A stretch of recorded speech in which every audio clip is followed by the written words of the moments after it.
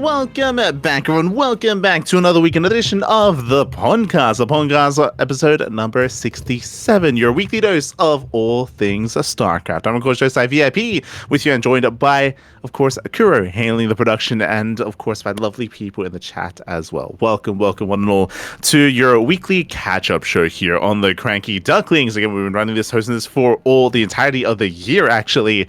And this week we have a little bit of a lighter week of news. No pun intended. Let's go. Let's jump on into it.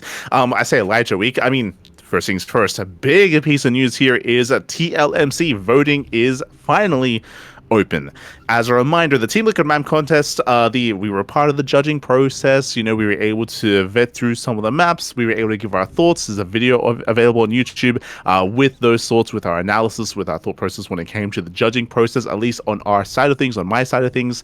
And I definitely have learned some things and look forward to maybe doing it again for the next TLMC.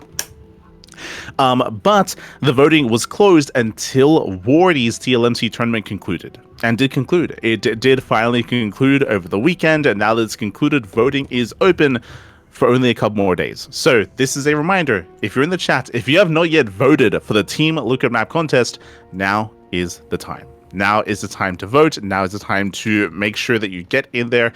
Every vote does count. Every vote does matter, of course. There are 16 maps, and I believe you can pick top 5. You can pick your top 5. You can rank them. You can rate them. And top 2 maps will be a part of the next ladder map pool. And then from there, the next set of maps will be determined by a wax, by, of course, a committee, and a lot of thought, a lot of thoughts, a lot of effort is going to be put into constructing the map pool itself, piecing it all together. If you recall, wax, I think it was last week we did mention, or maybe we should have this week, how there was a poll, there was a Reddit poll asking the community, asking the people whether or not there should be a full fresh set of maps or 7 and 2, 4 and 3, like what the ordering of the maps should be, how many should be new, how many shouldn't be new, should we get a full rotation, should we leave a couple? That was left open to the public, to the community. That poll was made over on Reddit, and here, of course, we're here to determine the ratings, the rankings of the top 16 maps in the TLMC 21 map pool.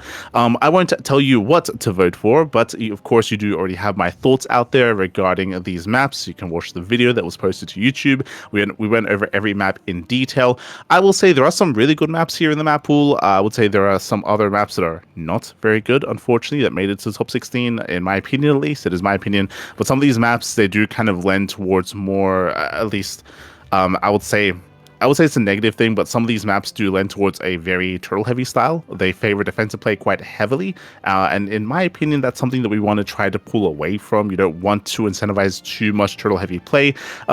We already went through this, but I guess briefly, whenever it comes to these large macro maps, if there are some defensive features, that is okay, as long as there are ways to counteract that. As long as, say, the bases are a little bit more spread out, the bases are a little bit more accessible, or there are ways to take advantage of the fact that they're turtling with, say, high yield bases, high yield gas bases, high yield gold bases. Typically, you want something to offset that defensive ability. I will say that there are some maps out there in the top 16 that don't have that are very easy to turtle and defend, but don't necessarily have a way to punish that. And personally, that's something that I push against. So be careful. Be careful. For me, those are maps like Winter Madness. Those are maps like Missing You Today. Those are maps like White Rabbit, especially. True, like White Rabbit. There's definitely a couple of maps out there that do kind of favor that style. That I'm a little bit concerned by. So be careful. The other thing that I will say as well, getting into the voting here, is that I would want you to ideally have a nice balance of maps in your top 5. What I mean by that is that a lot of the maps in this top 16 are quite large. A lot of them are quite large. There are some rush maps, but not many of them. So I would hope that you do vote for some rush aggressive maps and some standard maps as well, and have a nice balance of them to give them a nice kind of ranking. I would say that it's probably a little bit more important that you do vote and place the rush maps a little bit higher, just because there are less of them. Because if it's a little bit too top heavy and if too many like larger macro maps make it through, then like I would say that's not very healthy for the map pool and for the state of the game. So I would say to be careful regarding that as well. But otherwise, again, kind of go for what you like, go for what you want to go for. Again, there are a lot of tournaments. We featured all these maps quite often on our channel. We hosted all of our tournaments over the past 3 weeks on these TLMC 21 maps. Likewise, Wardy he hosted his TLMC tournament. Recently, the Monday Night Weekly and the Picture Cups also did feature some TLMC tournaments, TLMC maps as well. So there has been a decent amount of content out there with these new maps, so you can kind of get a better idea of what you liked and what you don't like, and yeah, just be a little bit more informed kind of getting into this voting process as well. So best of luck.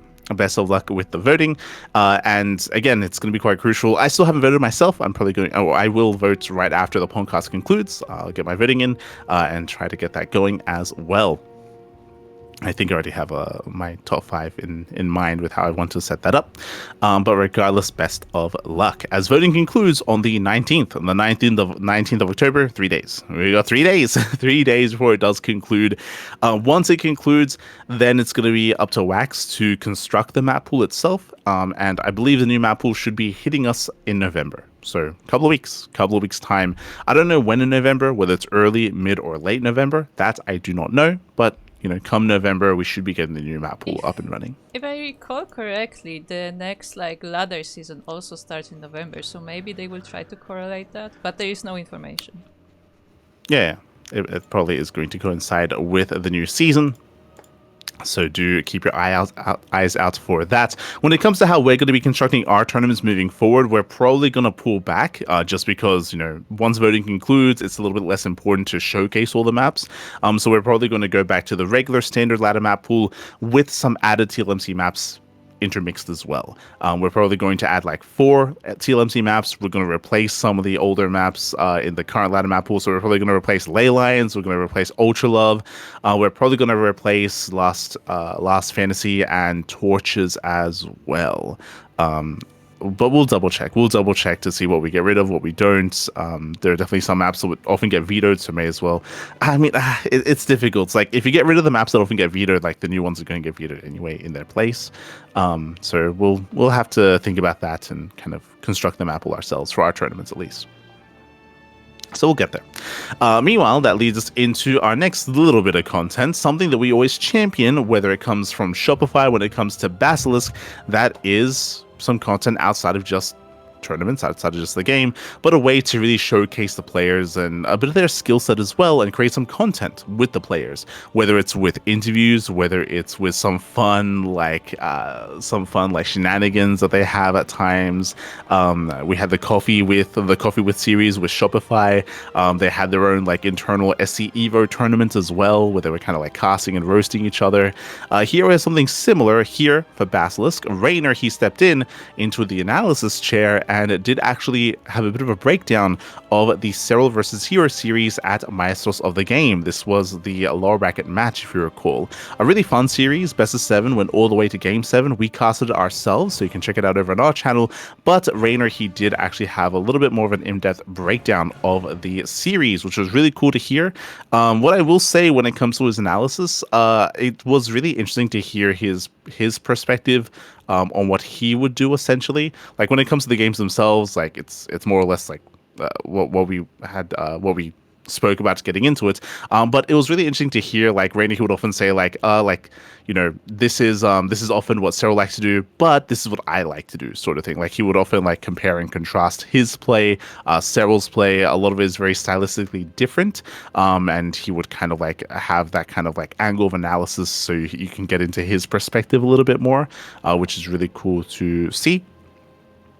There were moments where he would talk about how he's really fond of Ling play, for example, but Serral, he's a little bit more fond of Roach play, which can be more difficult to defend with and difficult to respond with as well. And yeah, it was just really interesting to hear again his perspective and things of that nature as well. Obviously, he's aware as well that just because he plays a certain way doesn't mean that everyone has to. He was also very, very much so giving a lot of credit to Serral with how he does approach things. And yeah, it was really, really kind of fun and interesting kind of analysis from Reynor for sure. And I would hope to see more of this. I would hope to see more of this from Reynor, from maybe even Serral as well. I know that Reynor, he is maybe a little bit more of a bombastic personality, so I think he maybe brings a little bit more of entertainment value here to the analysis. But it would be nice to get more of this. I wish we got more of this from like Lambo, for example. Like he used to. He used to do a little bit more content-based YouTube videos, I should say, a little bit more like analysis-based YouTube videos at times. But I know he took a bit of a step back from that. He's been streaming a lot recently, but that more preparation-based content has been fallen by the wayside, unfortunately. And it would be nice to get some more of that from people like Lambo, from people like Reynor, from these top players once again. It would be nice. So do check it out. Do recommend for sure. That's over on the Basilisk YouTube channel. I'm sure they have more content in the works as well. Like Basilisk are one of the few teams out there that actually take advantage of their players and actually make something of their players as well. You know, as opposed to say Team Liquid, for example, or some of these other, like I would say big teams, but their attention is elsewhere, right? Like Team Liquid, they have their StarCraft roster, and they're very appreciative of that roster as well. But they don't necessarily make videos like this, you know, with Clem, with Mana. They don't really have the incentive to do so, unfortunately. Whereas Basilisk, they're a little bit more grassroots, they're a little bit closer to their players, and they're more willing and a little bit more devoted, I should say. They have that attention to detail to actually make something of their players. Shopify is very similar as well. The benefit of these quote-unquote smaller teams. But that leads us into our next bit of news, of course, and that is going to be the StarCraft Tabletop Miniatures. The miniatures game that has been in the works. We did speak on that they were going to be showcasing and having a bit of a Q&A, and they've been, you know, they're nearing ever closer and closer to the release of the game. And they have been releasing a bit of promotional here. The fully painted, fully constructed model of Zeratul, which looks really cool, really cool. I wasn't too certain myself if we were going to be like painting them ourselves or if they were going to be coming painted. Based on what we're seeing here, it looks like it is going to be like already like preset. I think this is actually what it looks like, assembled and painted, but you can get it like and paint it yourself. I think that's how it's gonna be sold, because they specifically said that for example, that the blade is made out of clear plastic, so you can, like, you know, be fancy with like some effects, like some lighting effects against it. But anyway, the important thing is this is a special version of this figure that is specifically made for the, I assume for the Essenspiel, for Spiel Essen, for the convention, and it will be available both at the convention and online, and you can actually get it. Later on, there will be a different Zeratul model that will be, you know, normally available for purchase, but this one is specifically made for the convention. There you go. So we have the promotional miniature available here, and it looks really nice. Looks really cool.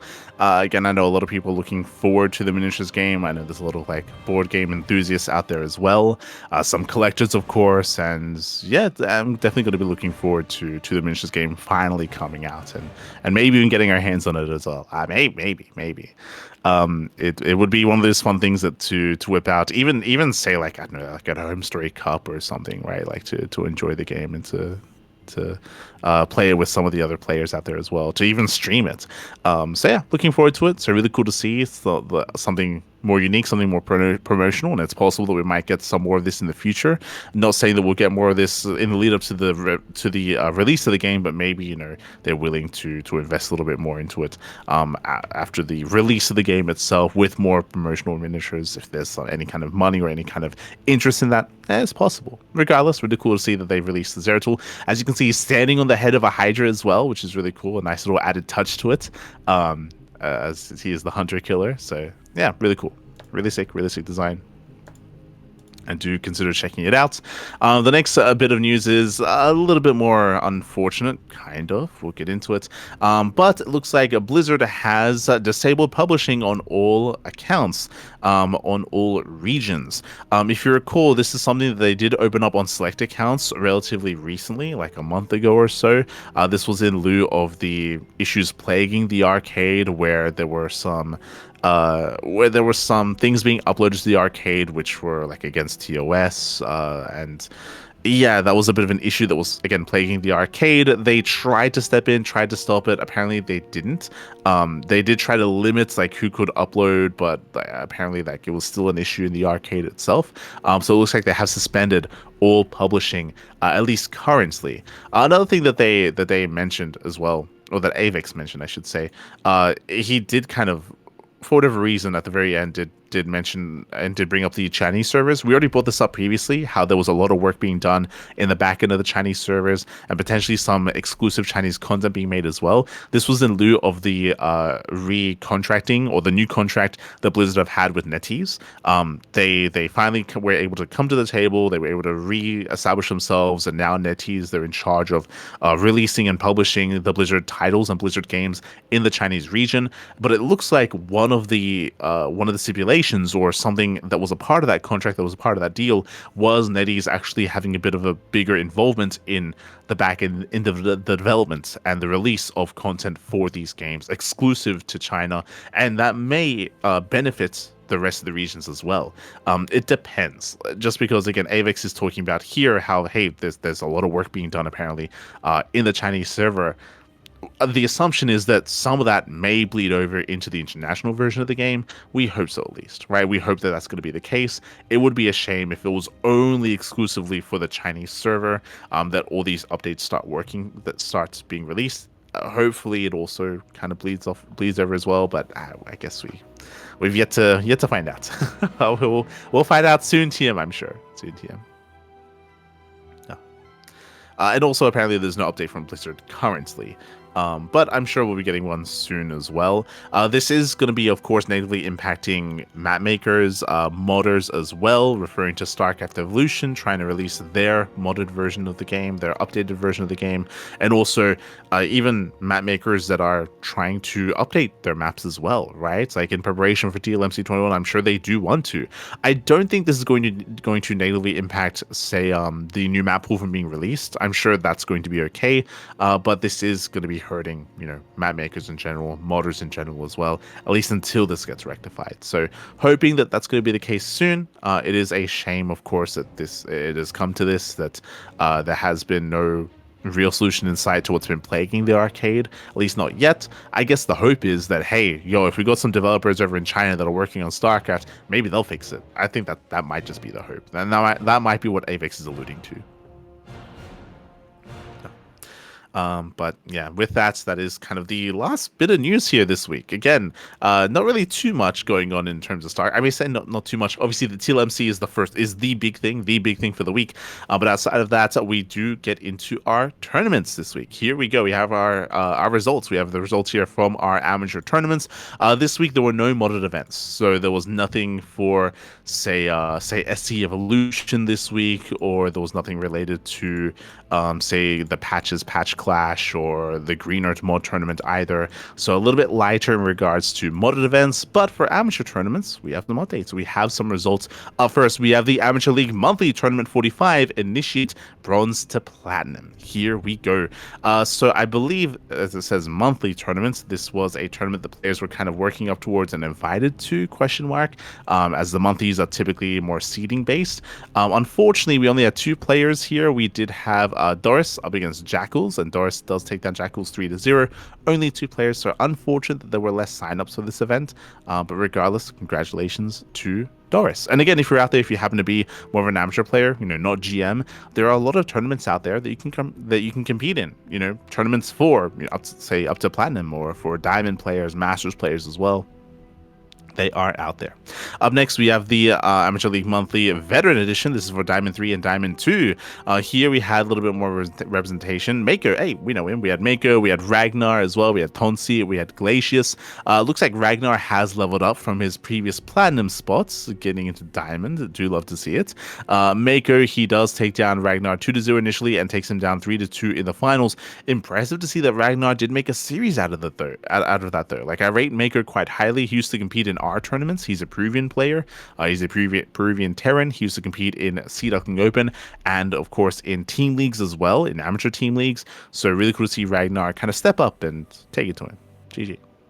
GG well played. That leads us into the Prestige. That leads us into the Diamond 1 to Masters 2 editions of this tournament. Here we have more of our regulars. We have Milka, we have Anatar, we have Defiance, and we have Steez as well. We're missing out on some of the others, though. I will say that. We're missing out on, say, Blade. We're missing out on Dizzydorf as well. Missing on some of our regulars. But Anatar, he does take down Milka 2-1 and Milka 3-1 in the finals as well. Big win here. Congratulations to Anatar. GG well played. Who also does compete in our tournaments, and this is maybe alluding to how well some of our players did perform. Actually, that was last month. I should apologize. But regardless, congratulations to Anatar. Does complete the win. That leads us into the Elite Edition. That leads us into the Masters 1 to GM. Here, unfortunately, not really too much representation. This is something that is pretty standard, I will say, when it comes to the Amateur League monthlies and weeklies as well. It's unfortunate, but because these tournaments don't actually provide any direct prize money and prize pool, pro players not really interested in competing in this. So here we had Inexorable, and he gets a walkover win. Unfortunately, there's no other competitor for Inexorable, so he does walk away with the win here, which means he does get points to be seeded into the seasonal kind of finale, the seasonal end of season event, which does have prize money. So GG well played at 2 Inexorable. There is value to be playing in these, even if there's no prize money, to get to a tournament that does provide that prize money. Up next, we had our amateur tournaments, and this was... So Ragnar is saying that monthlies are the same as weeklies, as they are open signups. However, monthlies are more NA time friendly than the weeklies are, I guess. So I guess that's the change between them. So I guess they're the same, just different time slot. Interesting.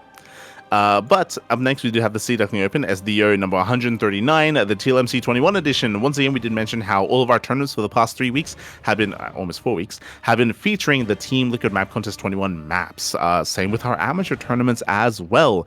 This tournament is for those between the MMR ranges of 0 and 4.2k MMR. This is basically bronze to diamond and low masters, essentially. And here we did have our regulars. We had our regulars showing up and a couple of newer faces as well. We had Horseradish popping off, takes down Libre 2-0, takes down Lauren 2-0, does fall to Last Ketchup, but unfortunately, there was something a little bit awkward in the finals. Last Ketchup was unavailable to compete in the finals this week, or this month, I should say. Did message me at the time. I was, of course, adminning the events, and he didn't know that the event would last as long as it did. He was hoping it would be a little bit shorter, and he was unavailable. So Last Ketchup did forfeit.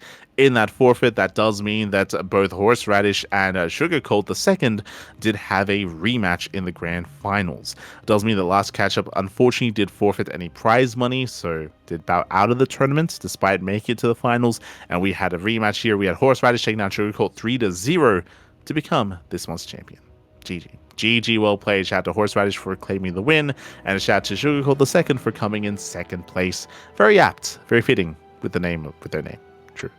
GG well played. And a little bit unfortunate with Last Ketchup, but hopefully next time Last Ketchup is able to compete and able to be present for the entirety of the tournament. Fingers crossed. As that leads us into the Little Mac Master League season number 10. Am I crazy? Did we not go through this? No, what did we go through last week? The other tournament that we covered was Little Mac StarCraft 2 League season 13.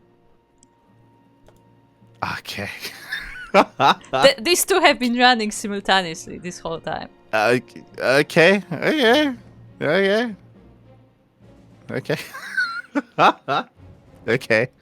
Okay, sure.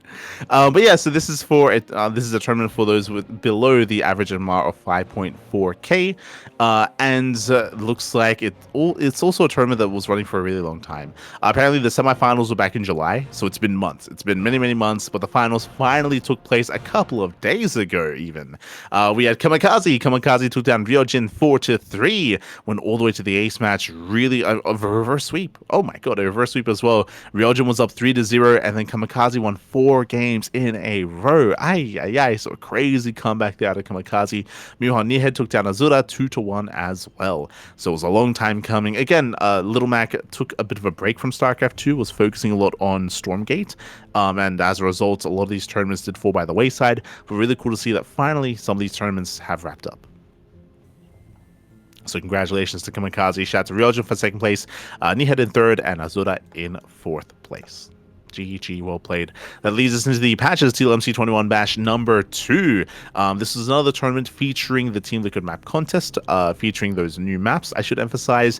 And here we had a lot of PvP, let me tell you. We did cast this via replays. Skillers took down Mixu 2-1, took down Special 2-1, took down Cristiano 2-0, and then Cristiano 4-2 in the grand finals. Skillers popping off. It's great to see Skillers active once again. Skillers did take some time off after EWC. He took a break.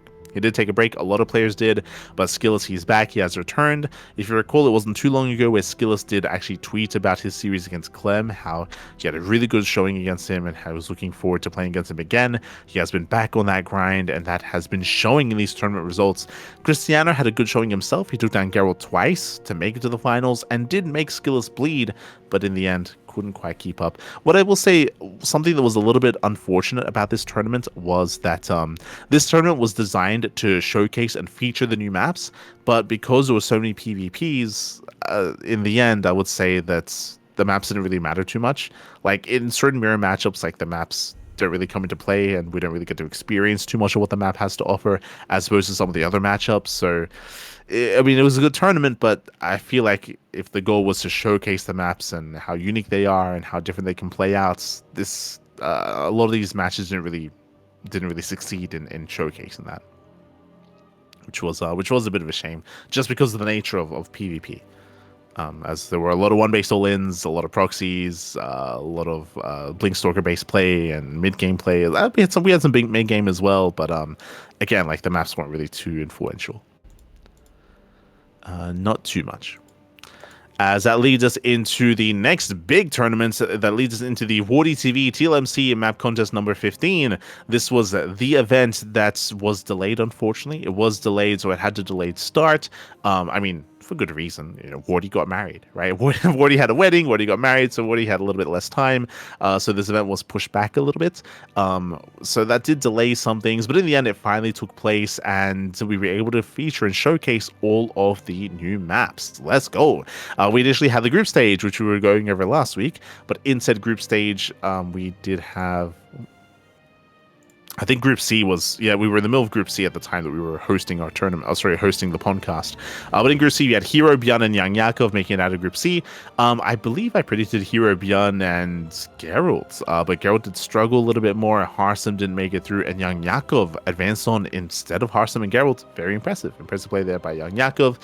Group D, we had Classic, Reynor, and Lambo. I think I went Classic, Reynor, and Mana. I think I had faith in Mana to make it out of that one, and Mana barely did not make it through. Lambo clutched it out instead.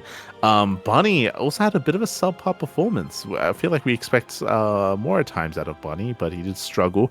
He did go to the ace match against both Mana and Lambo, but going to the ace match was not good enough. Likewise, Mana took a map off of Reynor. Impressive. He took down Bunny, of course, but did fall 0-2 to Lambo. That leads us into the playoffs, the playoff bracket. Here we had Björn. Björn takes down Lambo 3-0.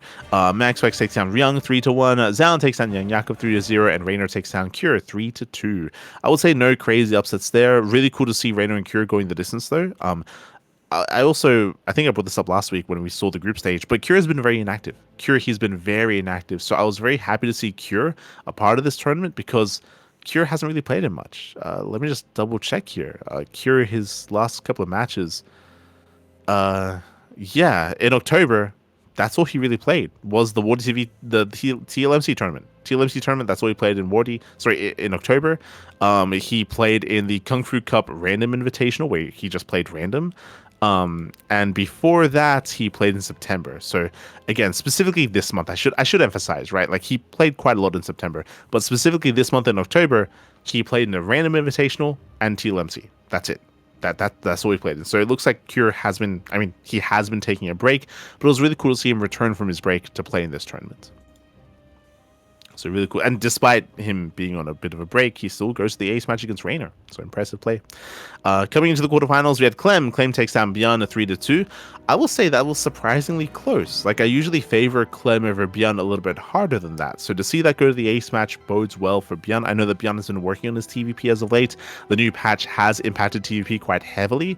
And Björn has been negatively impacted as a result, just because of Beyond's playstyle. Beyond is very macro oriented, and he's very much so known for rushing ghosts, so he has had to adjust. And something that we did take note of this week is that TUP has been evolving quite a bit, to the point where we are in, if you remember, we were theory crafting at the time when the patch was released, that we would be seeing more faster second starports and delayed academies. That's what we've been getting. So that's what has been happening in TVP, is that the academy has been delayed more and the second starport has been rushed out more as well. The reasoning for this is because now it is more common to open up Colossus.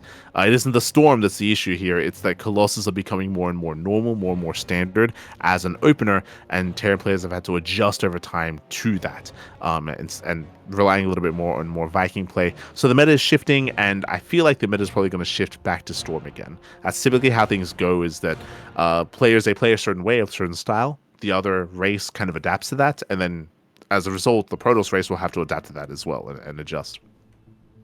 So there's that kind of ebb and flow of TVP that's always kind of in the mix. MaxPax takes down Classic 3-0, very impressive. But again, MaxPax, he has been actively working on his mirror matchup, so really impressive play there from MaxPax. Takes down Classic 3-0.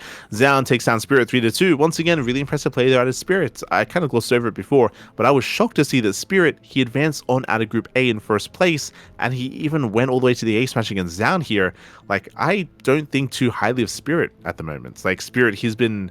I feel like he peaked like maybe a year ago, but this year, 2025, Spirit has had a lackluster performance. Like, Spirit, he has been looking less practiced and less engaged and less devoted to StarCraft, and like it's been showing in his play. Like, he's had a rough 2025. So towards the tail end here in the new patch, in the new map pool, to see Spirit pop off and come out in first place with a group of MaxPax and Q and Rogue, and to go to the ace match against Zaun, that's really cool to see. Like, Spirit, for whatever reason, he's back. Like, it feels like he's motivated again. Really cool to see. Meanwhile, Hero takes down Reynor 3-1 in the quarterfinals. That leads into the semis. MaxPax takes down Clem 3-2, went all the way to the ace match. Again, this is a matchup that is still kind of in flux. TVP, I mean, it's still in flux. It's still kind of being worked out, and players are still kind of finding their footing here. MaxPax takes down Clem. Hero takes down Zaun, and Hero takes down MaxPax 4-2. Again, when it comes to the top Protoss players out there, Classic, MaxPax, and Hero, they often trade back and forth. I'm impressed to see that Classic didn't take a map off of MaxPax in their series. I typically expect that to be a little closer, regardless of how it goes, like here in the finals, for example. So it wasn't too one-sided, it wasn't a 4-0, it was a 4-2, and Hero takes on MaxPax. But again, depending on the tournament, depending on the week, depending on the day, Hero beats MaxPax, and then Classic beats Hero, and then MaxPax beats Classic, and then MaxPax beats Hero, and then Hero beats Classic, and then, like, they all trade. Like, the three of them, they do trade. Like, it all depends on who's feeling better on the day, who is more in form, and of course the games themselves can also be a little bit coin flippy as well, depending on mind games and predicting builds and predicting play. It's quite intense between the three of them. So GG well played. Hero, he is going to be our champion. He's going to be our TLMC 21 champion, or sorry, Team Liquid Map Contest Tournament 15 champion. A little bit weird that it's not lined up with the TLMC tournament number, I should say. So the numbers are a little bit off, but it's fine. It's it's fine.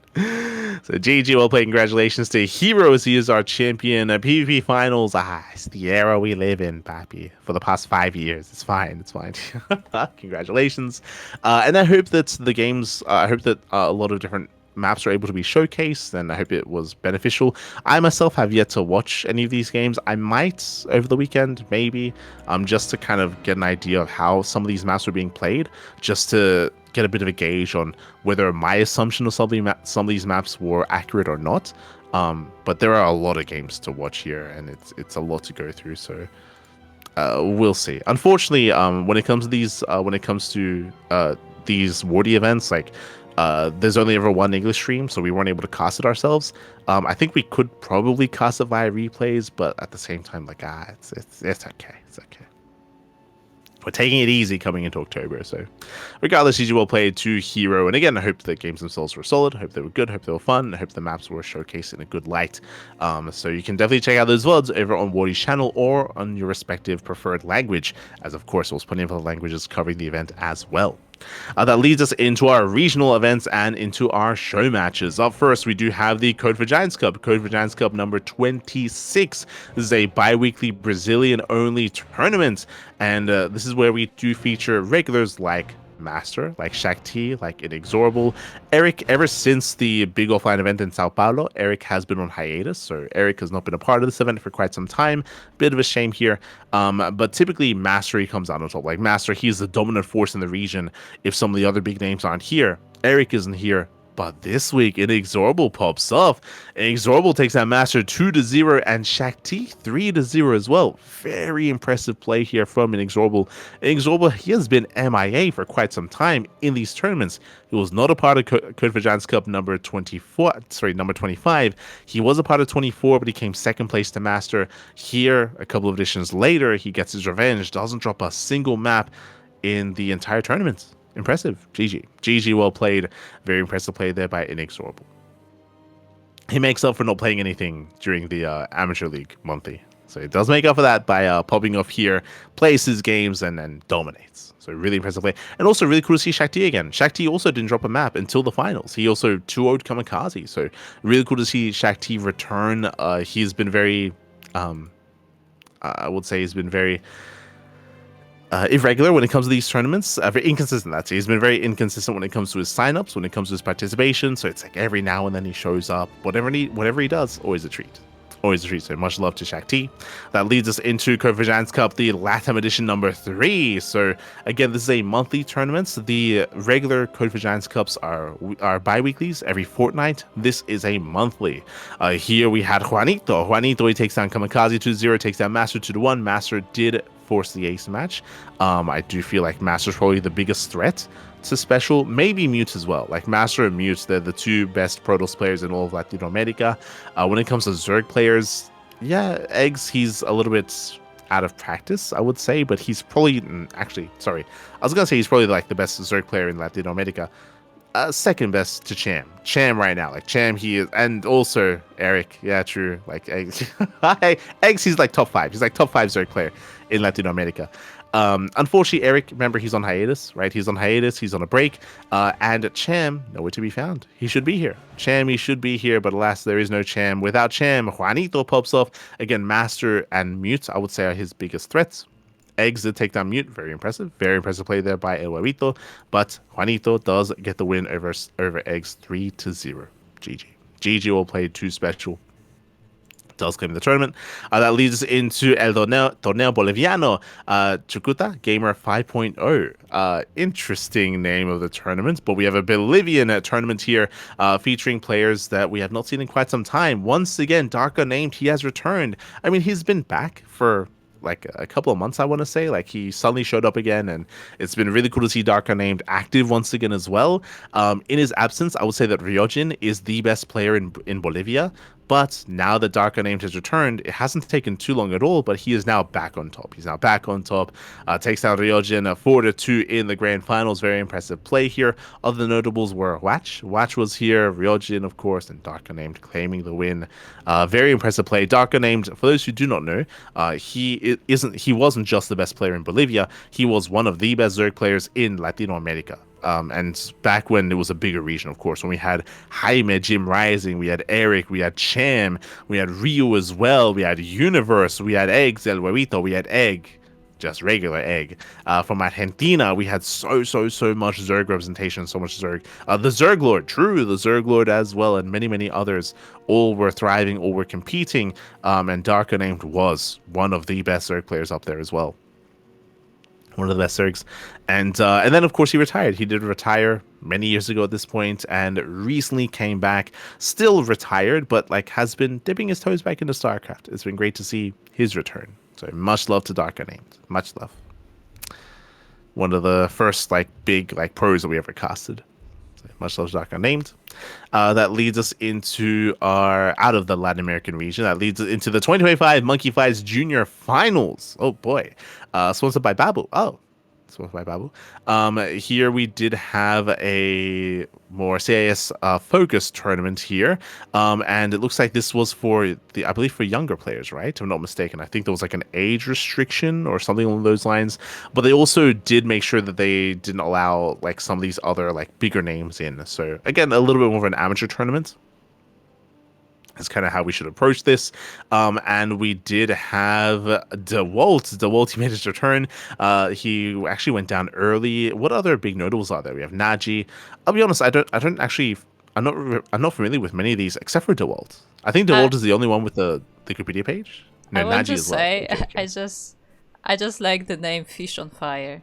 That's all I want to add. It's a good name. Yes. Also, we had On fire. another Let's in the go. bracket. In the group stage, right? Yes, Yeah, he was in the group stage. Yeah.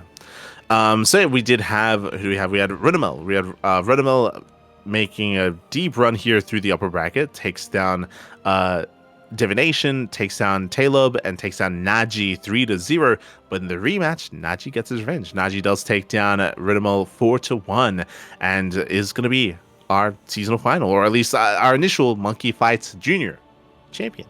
Congratulations here to Naji. Again, a player that I'm very unfamiliar with. Like when I think of the CIS region and when I think of the up-and-comers, I think of players like Gigi Machine. I think of players like Mini Zerg as well. True. I think of Mini Zerg. I think of Zardiant. But yeah, I'm a little bit unfamiliar with Naji. So interesting. Really cool to see him compete and place highly, place well to win the tournament, and hopefully does gain motivation to continue to compete, to continue to improve, and to strive to higher heights as well. GG, well played here to Naji, the junior champion. That leads us into the Japanese weeklies. That leads us into the Legacy Weekly Japan 475 Open. Where is my tapioca? no tapioca this week. No tapioca. As Deadly Kitten does take down Kuzumon 2-0, takes down Sayark 2-1 as well. In the absence of Boba, in the absence of tapioca, Deadly Kitten does claim the win. GG, well played. Congratulations here to Deadly Kitten. Does take down Sayark 2-1. I would say that again, we've seen a lot of impressive play out of Deadly Kitten in recent times, and I would say that Deadly Kitten is top 2 in Japan right now, above everyone else, above Sayark, but below Tapioca. But yeah, has kind of risen through the ranks over the past couple of months quite nicely. So big shout out to Deadly Kitten. Big shout outs. That leads us into the Elpis Team League 2025 Full Code A. We are still in the round robin group stage, of course. We're still in the group stage, still in the main season, and we just wrapped up with round 3. This is for both Code A and Code S. Here in Code A, we did have the second division of Starlight Twinkle take down Rookie Warpgate 4-3, went all the way to the ace match. Once again, we have some players I'm a little bit less familiar with, but who am I familiar with? I'm familiar with Pioneer. Pioneer takes down his opponent 2-0, and then Xing Ming, who I would say is the captain of the second division of Starlight Twinkle, takes down Glorium 2-0 and takes down Pioneer 1-0 in the ace match. Xing Ming carrying here Starlight Twinkle, very impressive. GG, well played. Meanwhile, we have Histon Toss Team 2 up against their opponents as well. They do win 4-2. And then we have 4 Leaf Clover. They get the 6-0 win over the second team of Rookie Warpgate, as they do win 6-0, winning every single game 2-0. GG, well played. Again, this is a Chinese team league. This is a Chinese team league for Chinese teams, and they are mid-season, rounding off with round 3, and we have, of course, 7 rounds left of the round-robin group stage. That leads us into the Code S edition, where the top teams, where the top players are facing off. Here we have Hist. Hist takes down Astartes 5-1. Char gets his win. We do see TATP tying with his opponent as well. In the end, they did claim the series. Then we have Elpis versus PCEC. Elpis, of course, being one of the bigger teams in the league. We have Lemon, who is the ace player, takes down his opponent 2-0.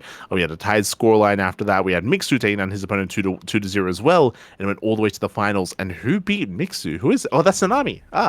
God, one of these days we're gonna have some some standardization here.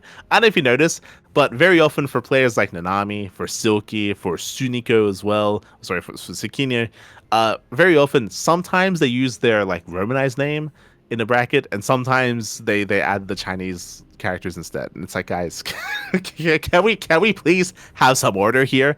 God damn it. So yes, that's Nanami. That's Nanami. Chiaki does take down Mixu. I mean, I do favor Nanami for sure. Nanami Chiaki is one of the stronger players on Elbus. I mean, Elbus just have a really solid lineup. So Jiju will play. Nanami Chiaki does claim the win. That leads us into Starlight Twinkle versus Kaoda.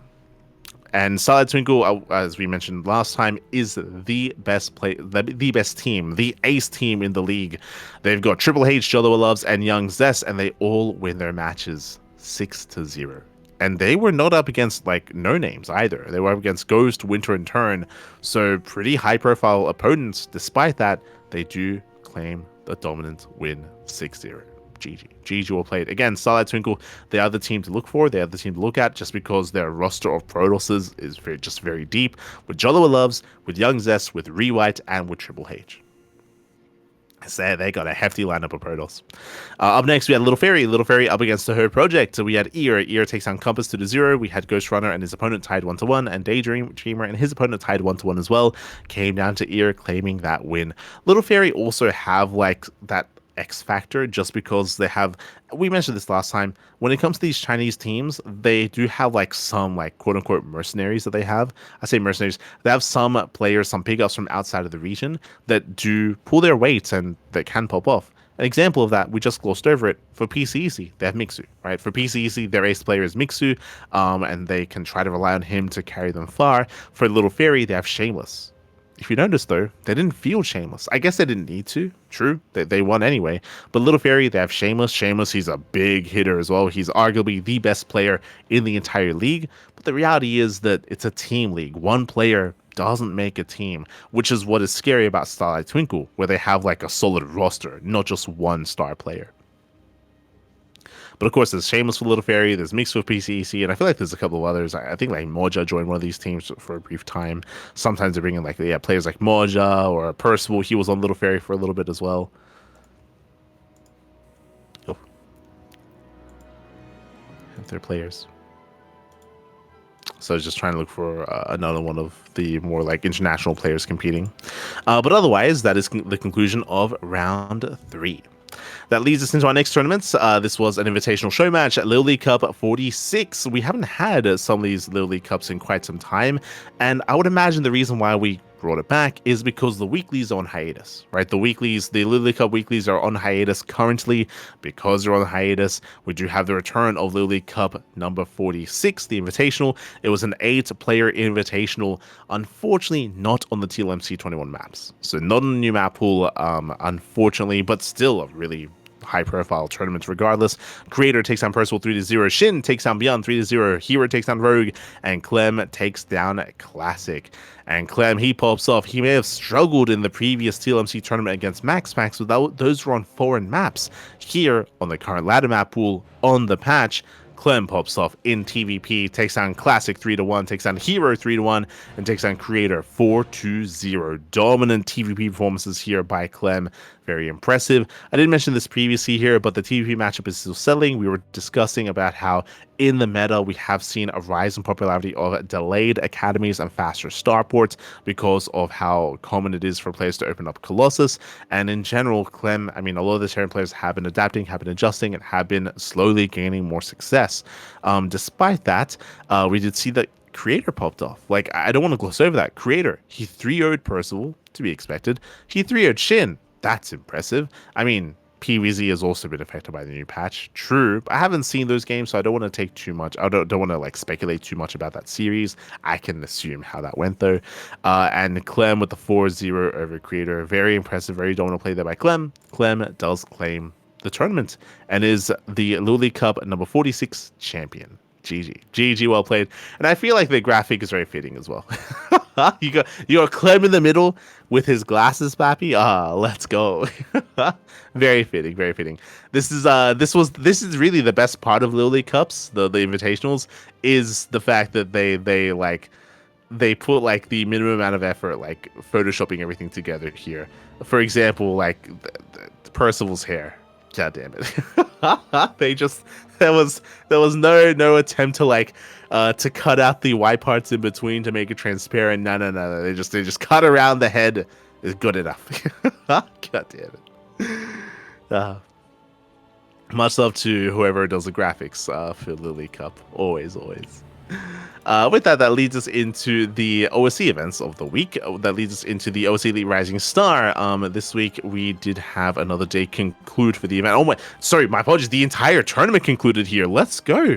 A little bit out of nowhere. Last we left off, we were in the upper brackets. Art took down Art 2-1. Percival took down Young Yakov 2-1. Percival took down Art, and I would have said that Percival was favored to win the entire event, but Young Yakov, it comes in from behind, takes down Nicorak, takes down Shameless 3-2, almost got knocked out. Shameless, he almost took down Young Yakov. Shameless, he had a deep run. If you look at Shameless, he got knocked down early. It was an upset, but Shameless got knocked down very early on in the tournament, and you can see him claw his way back up from the lower bracket, taking down Inexorable, Baby Marine, Bappy, Art, but did meet his end at the hand of Young Yakov, and Young Yakov pops off, winning the entire OSC Elite Rising Star 16 tournament. GG, well played. Very impressive play here, very impressive performance by Young Yakov. It's a very impressive play. That, I guess, coincides with the TLMC tournament we featured earlier, where Young Yakov did also outperform players like Geralt and Harstam. So, a really impressive play. That leads us into the OSC 2025 mid-season playoffs number 2. Another big event that has been slowly progressing here as well. We have updates from the upper bracket. Solar 2-0's Christianer, advancing on to the winners semifinals. We have Cure takes down Percival 2-1. Impressive to see that Percival did take a map off of Cure. Maxfax takes down Carol 2-0, and Beyond takes down Harstam 2-0 as well. So no major upsets here outside of the one game that Percival took off of Cure. So really impressive play there by Percival. Scoring down the lower bracket. Ooh, unfortunately, some walkovers. Lemon did forfeit against Goblin, and Eba did forfeit against Jumi. Really unfortunate there. Those are best of 5s in the lower brackets. Again, Eba has been less active as of late. Lemon hasn't been less active, so it's a bit of a shame that he didn't compete. I can definitely see Lemon taking it to Goblin. Unfortunately, they didn't quite take part. Cham took down Nice. If you remember, we were looking for Cham for the Latin American tournaments. He was here, and hey, strong performance there by Cham. Ryung takes down Moja, and Cham is up against Ryung in the lower bracket round 2. Meanwhile, Trigger takes down Mana. Trigger's up against Jumi. We have non-stop PvPs. We have Trigger versus Jumi into Christianer. It's a lot of PvP there. Likewise, Skills versus Abessus into Goblin into Harstam. So a lot of PvPs in the center of the brackets. We have Nicorak versus GG Machine and Spirit versus Creator. Ooh, that is a brutal lower bracket match. Jesus. Spirit and Creator is going to be brutal, especially considering we were just praising Spirit for being in form, right? Right now, he is in form. He is someone that can threaten Creator regardless of who goes down. That is a big name going down early in the tournament. So it is unfortunate. It is unfortunate. Best of luck. And we can really only speculate as to how this tournament progresses. Again, this is a tournament that typically does get casted by the community, by the greater community, sometimes ourselves, sometimes Steadfast, sometimes Wardy, sometimes Chicken Man, Dave Testa, depending on whoever is available. So we're slowly working through. We're working through it, and this should be wrapping up in the next month, maybe 2 months at most. We're getting there. All right, getting there. That leads us into the OSC Masters Cup 150 qualifiers. Again, this is a yearly event. It's an annual. There we go. It's an annual tournament sponsored by OSC and organized by Dave Testa. Dave Testa, he does put a lot of resources into this event on an annual basis, and the qualifiers have been underway. Okay, so we do have the initial Elite Qualifier number 1. This is for OSC Elite members, and I believe in this event, how many? Top 4. Top 4 do make it through. Wait, is this currently? So I believe the qualifiers, just like the OSC tournaments, are casted at a later time. So they play and then they cast the matches. So yes, this will take a while. That's not confusing. Wait, what? But if they're played later, then who? I guess you can't double dip. I guess. Like, as in, I have someone no that idea. competes in Qualifier 1 can't compete in Qualifier 2? Right? I do not know, but it says we projects are likely to add is some of the series won't be published until they're broadcasted. So they are Yeah. broadcasted at a later time. That's all I No, can tell yeah, you. yeah. They played ahead of time. I'm assuming, I guess let me just double check here. So, no, there's multiple players in multiple tournaments. I guess maybe because they already know that they didn't make it, but then that's also a spoiler? I don't know. Yeah. Yeah, it is. It's kind of weird. It's kind of weird. Okay. So here we have so qualifier 1. So we have the elite qualifier number 1. So top 4 do make it through. Apparently we don't have confirmed top 4 players except for Björn. I guess Björn is qualified. Björn takes down Homono 2-0, takes down Nickrak 2-0, and he qualifies for the event. Meanwhile, Percival takes down Ledlix, Geralt takes down Jan Yakov, and Percival versus Geralt is still yet to be casted. We can make some assumptions though that potentially they both qualified actually. Because you have one qualified, then the loser goes down to face off against Homono, and my assumption is that they won. And the reasoning for that is because Homono plays the next 2 qualifiers. So my assumption is that Björn is qualified, Percival is qualified, Geralt is qualified, and the winner of Nickrat and Jan Yakov is also qualified as well. Let me just double check here, and it looks like it's Nickrat. Oh, hey, shout out to Nickrat. He takes down Jan Yakov. Let's go. So Björn, Percival, Geralt, and Nickrat, it looks like they are the qualified players through the first qualifier, and then that leads us into qualifier number 2. And again, one of the reasons why we made some assumptions there is that 1, Homono played in this qualifier as well, and Jan Yakov also played in this qualifier alongside him. So we assume that they did not make it through the first qualifier. So here we had Jimmy. Jimmy takes down UD Soldier. Jimmy's up against Jan Yakov for a qualifying match. Rebellion gets a walkover over Christiana. Ooh, that is unfortunate if he's unavailable to compete. As a result, Rebellion qualifies. It looks like, is this still top 4? Yep, top 4. Top 4 qualifies. So Rebellion qualifies. The winner of Jimmy and Jan Yakov will qualify. Quickly double checking here. Do we have any indication? It looks like maybe they both qualified. Who else do we have? We have Sebestus, Christiana, and UD Soldier. This I can't glean who did and who didn't make it through based on the next qualifier. So yeah, we had Jimmy, Jan Yakov, Sebestus, Christiana, and UD Soldier. Hard to say who will make it through. My assumption is both Jimmy and Jan Yakov will qualify alongside Rebellion and Christiana as well, if Christiana plays, right? If he forfeited against Rebellion, he might forfeit against UD Soldier, and then UD Soldier he might just get the walkover win and qualify for the event. It is possible. It is possible. So best of luck to the players. That leads us into the open qualifier. Here in the open qualifier, there's Homono still. So so we did have Farmy. Farmy takes down Replicant 2-1. Big win there for Farmy. Farmy takes the map off of Salt. Farmy's popping off. Once again, top 2 qualify for this event. Interesting. So we have Solar. He takes down Homono 2-1. Inexorable takes down Lilix 2-1. And I'll say that Solar's favored to win that series. That is a qualifying match. Homono, he does fight his way up in the lower brackets. And we most likely are going to be seeing a TBT between Inexorable and Homono for that final qualifying match. Who do we favor in a TBT? I might actually favor Homono. It's a hard one to call. Homono is an animal. He's an animal. He's a beast. And that series could go either way. I think I lean towards Homono there. So we could see Homono a part of the main event. Could be a part of that main event. Now, these are the initial qualifiers. And we already have, I guess, 8 players confirmed from the first and second qualifier. We have 2 yet to fully confirm for the open qualifier, and then we have 10 invited. Then we have 10 invited players.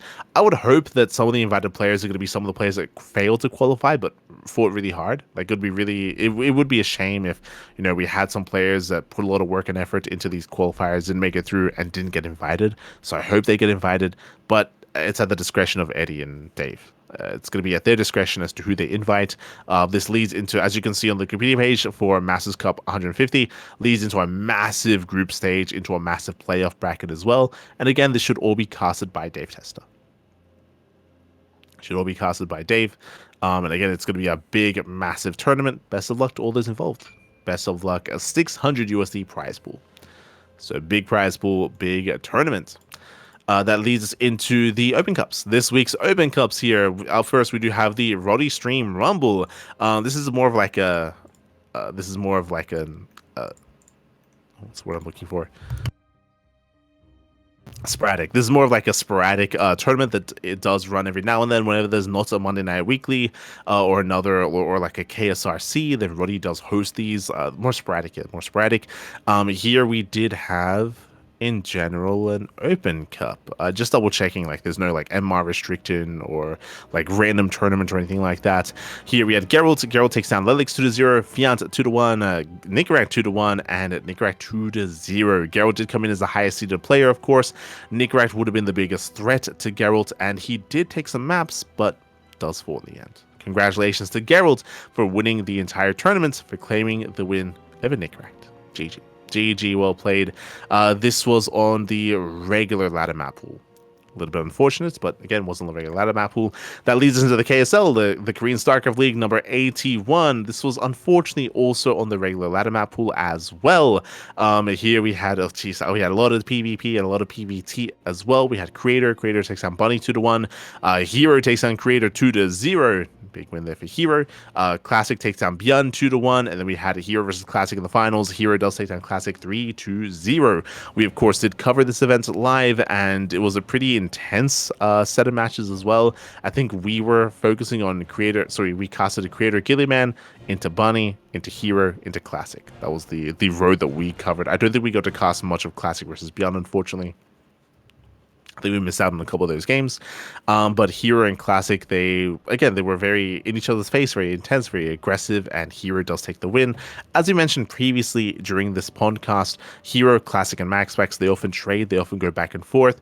Hero recently took down MaxPax, Hero takes on Classic here. We can very easily see a tournament where Classic beats Hero, and MaxPax beats Hero as well. Like they often trade back and forth, depends who's in form on the day. But we do typically give Hero the edge. Like Hero, he has arguably the best PvP in the world. Arguably. So GG, well played. Hero does claim the win. And once again, is going to be another KSL champion. That leads us into this week's Sparkling Tuna Cup number 109. And of course, it's our tournament, TLMC 21 edition. We did have a full map pool of TLMC 21 maps. And here we had a player that we haven't seen in quite some time, Bunny. Bunny, he is not the most active in our tournaments. More regulars are players like Bjorn, players like Shin, Creator, Nightmare. Bunny, this is not his first time, but again, a little bit less active in these tournaments. So really cool to see Bunny once again. Bunny takes down Nicarak 2-1. Bunny takes down Percival 2-0, but I don't want to gloss over this because Percival takes down Creator. Very impressive play there. That Percival has been getting better and better results. Took a map of Cure earlier, and here he does take down Creator as well. Very impressive play out of Percival. Bjorn takes down Geralt, and Bjorn takes down Bunny 3-1. Honestly, the TVT finals was really short. I want to say there was one macro game. I think the series, if I remember correctly, the series ended on a macro game. But game 1, 2, 3, very aggressive. And we spoke about this during the Patches tournament about how, unfortunately, mirror matchups, they don't really get to showcase much of the features of the map. It was the case here as well, where Bjorn and Bunny, they were hyper aggressive, proxying each other, being in each other's faces, and the games ended really quickly. The games on Andromeda, Missing You Today, and Mothership ended very, very quickly. I think on Risen Memory, that was the most macro game that we had, and it was really cool. Like, the game slowed down, we had more of a back and forth, it got really intense. That was maybe the highlight of the series and the highlight of the tournament, but outside that, we had some really short games, so we didn't really get to experience the maps too much here. I think we got more out of the maps between Bjorn and Geralt, to be honest. But congratulations to Bjorn, of course, and shout out to Bunny for coming in second place. Maybe Bunny, he heard about the bunnies. Maybe. that's why he showed up. He's like, yo, I heard my people were a part of this stream now. I gotta hop in. I gotta be there. True. So shout out to Bunny for joining Chichi and Karina. True. And of course, congratulations to Bjorn for the first time winning the random raffle. And I still remember, like, when we told him, this was before the finals, we told Bjorn that he had won the random raffle, and he was like, I'm crying right now, I'm so happy. He was like, finally. Bjorn. Shaking my head. So congratulations to Bjorn for winning the raffle, and for, I guess, also winning the tournament. I guess not as important, but also did happen. That leads us into the What TV Monday. What TV Monday number 55. This is, of course, our weekly open tournaments. Once again, unfortunately, regular ladder map pool. Unfortunately, just regular ladder map pool for this weekly. Here we had Max Max. Max Max takes down Beyond 2-0, takes down Mana 2-0, Lambo 2-0. What I will say very quickly is that it was really cool to see some Zerg representation. That's what I appreciated most out of this open tournaments that we did cast, of course, was that we had Lambo and we had some Rogue. So we had two Zergs. We had two Zerg players, so really cool to see them take place and take part. Rogue had a big upset. He took down Classic. We did cover that series and it was very intense, is what I will say. Classic, he was a little bit greedy. He was overly greedy, overly confident. He was punished for that greed, punished for that confidence, and Rogue shut him down. There were some games where, there was also a game where Classic got stuck on carrier tech. He did not take up into Tempest until the very end of the game. I think it was like a 21-minute Tempest where he finally started making Tempest. This is after, like, again, he was maxed out, he was trading, he was rotating. Took him a long time. He was up against Broodlord Infestor, and because of his late switch into Tempest, basically he never really got there because he died as he was transitioning. He was just stuck on carrier for so long. He got overwhelmed, he got outscaled, and Rogue shut him down. Rogue did shut him down, so he pressed to play. Hero had a much more dominant performance out of Rogue. He was able to gain early advantages. And then, of course, we had Clem taking down Hero, getting his revenge. Remember, Hero took down Clem earlier. Clem takes down Hero.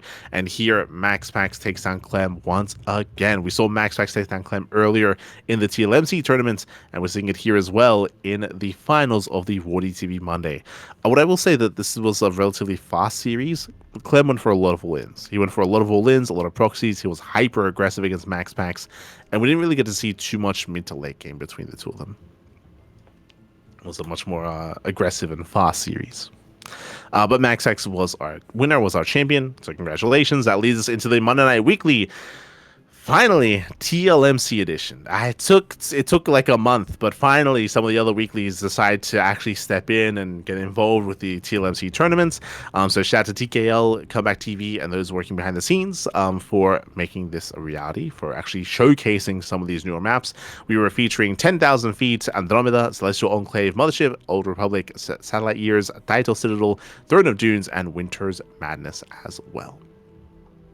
A decent array of maps is what I will say. Decent array.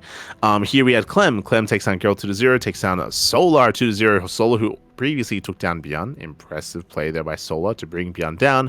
Clem, though, he goes for a much more dominant run, though. Takes down Solar, takes down Max Max, gets his revenge. Max Max beat Clem during the during the Water TV Monday, but during Monday Night Weekly, Clem, he gets his revenge over Max Max. Hero knocks Max Max out. We spoke earlier how you can argue that Hero has the best PvP in the world at the moment, where he's been beating Max Max and Clem on a Max Max and Classic on a much more regular basis. Here, does it again, does beat him again.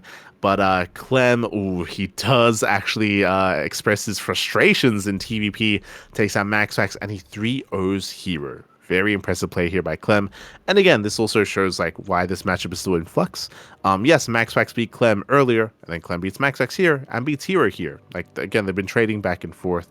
They have still been kind of like settling into that matchup, settling into that TVP. They've been trading blows, as we often expect between the top players. Have been trading blows, and once again, really cool to see Solar a part of this tournament. In the Monday Night Weekly, in the What Do You See Monday, it was Rogue and Lambo. Here it was Solar. So again, some Zerg representation, some Zerg matchups were able to be showcased.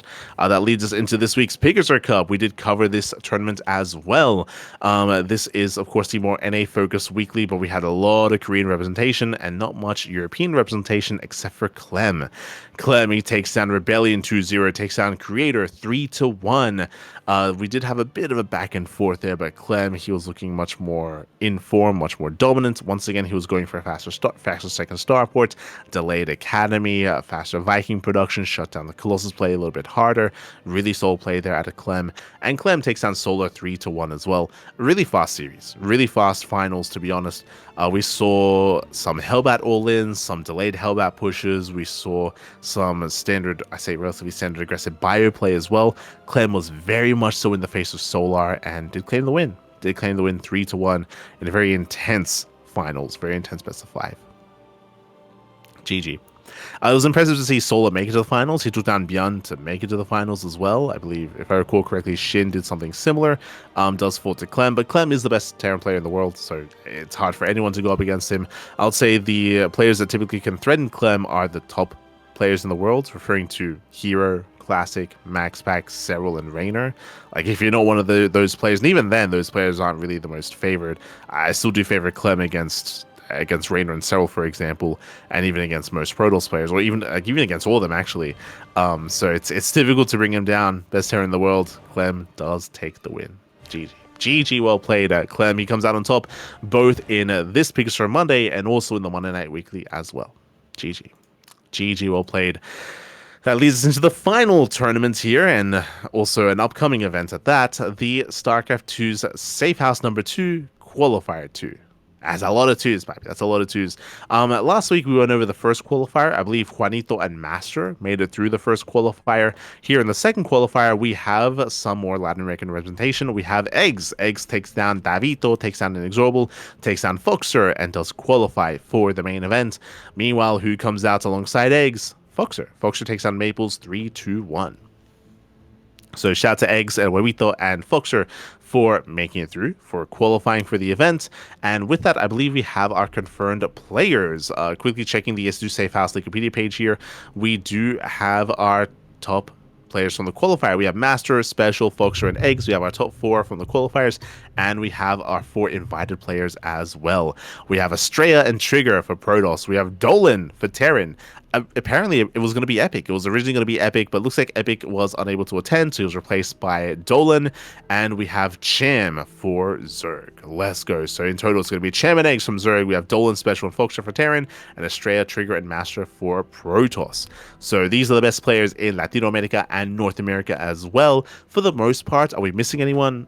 I would say we're missing Future. Future is kind of like the other big Terran player that we expect to see here. You can make an argument that Future is the best Terran player in the Americas, better than Special, better than Foxer, better than Dolan. So there's no Future here. Likewise, Epic would be the other one, but of course Epic was unable to attend. But outside of that, I feel like this is like the best in the Americas. Actually, I would say, you know, you can make an argument that we're missing Future. You can make an argument that we're missing Scarlet. Scarlet's the other one. But I believe Scarlet has been very inactive. So I'm sure they reached out to Scarlet, but unfortunately Scarlet was unable to attend. I'm sure we'll be seeing the return of Scarlet at some point, but for now, Scarlet is on hiatus. And that leads us into the round robin stage. That's going to be in 2 days. In 2 days' time, we're going to be the B stream. We're going to be a part of this event. We're going to be covering this event as well. As a reminder, this is a big event happening in Las Vegas. I believe a lot of town is traveling for this more than last time. Last time it was Zombie Grub, it was Zerg Girl, it was Chicken Man, Nathanius, and Steadfast, and Fear Dragon, of course, as well. And I think there might have been a couple of other like guest appearances. But I believe this time, I think there's going to be a return of those that I just mentioned.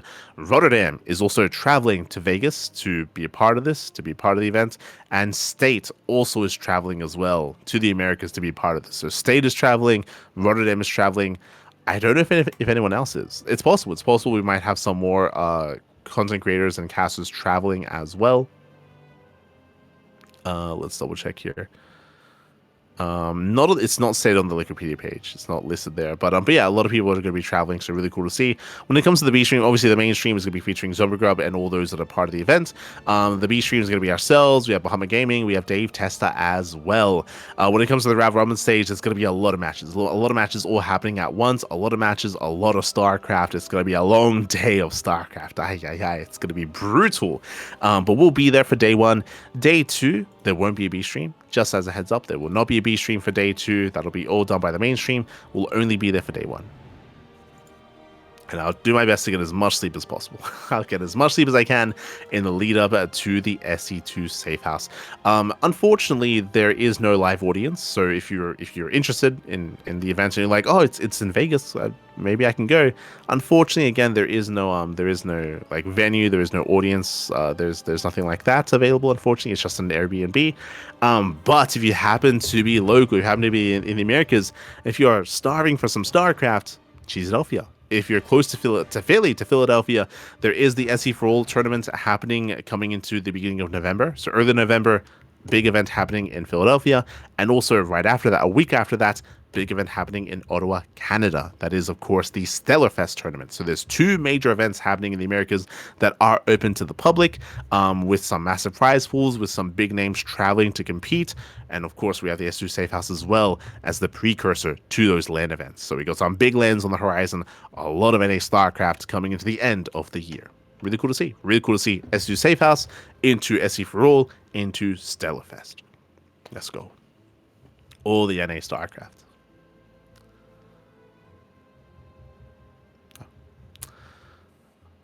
Or the NA StarCraft. But other than that, I believe that is us, in a sense, wrapping up. Again, we're a little bit lighter when it comes to topics this week, but plenty of tournaments taking place nonetheless.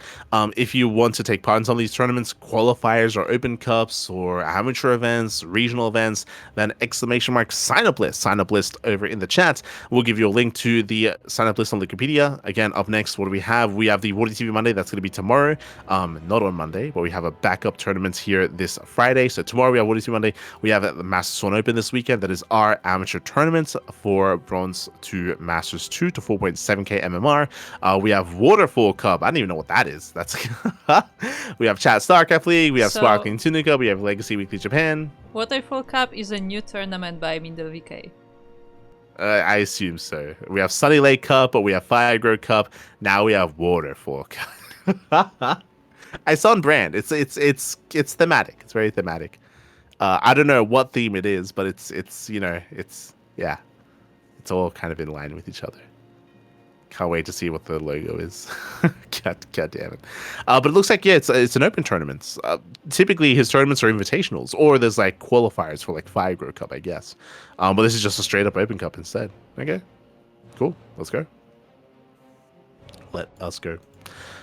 But yes, with that, you can check them out during using the sign up list. Otherwise, you can support us if you wish. You can support us via Patreon, !Patreon in the chat.